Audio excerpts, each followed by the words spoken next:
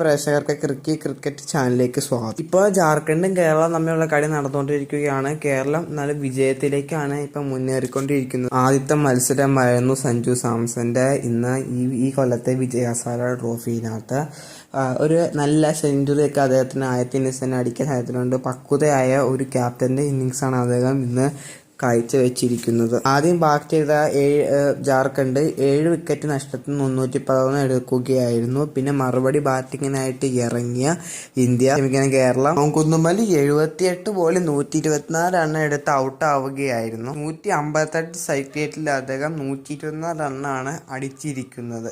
അതേസമയം സഞ്ജു സാംസൺ അദ്ദേഹം 95 ബോളിൽ അദ്ദേഹം എടുത്തിരിക്കുന്നത് 101 റൺസാണ്. 9 സിക്സും 3 4 അടക്കമാണ് അദ്ദേഹം അടിച്ചിരിക്കുന്നത്. 106 സൈക്ലേറ്റാണ് അദ്ദേഹത്തിനുള്ളത്. നല്ലൊരു പക്വതയായ ഒരു ഇന്നിങ്സാണ് അദ്ദേഹം കാഴ്ചവെച്ചിരിക്കുന്നത്.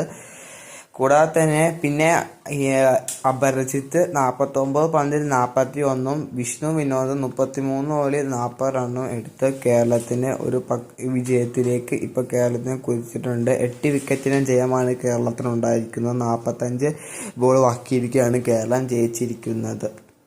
അപ്പോൾ ഇത്രയാണ് ഈ വീഡിയോയിൽ പറയുന്നത്. വീഡിയോ ഇഷ്ടപ്പെട്ടാൽ ലൈക്ക് ചെയ്യുക, സബ്സ്ക്രൈബ് ചെയ്യുക, നിങ്ങളുടെ അഭിപ്രായങ്ങളൊക്കെ കമൻറ്റ് ചെയ്യുക. അടുത്ത വീഡിയോ പിന്നെ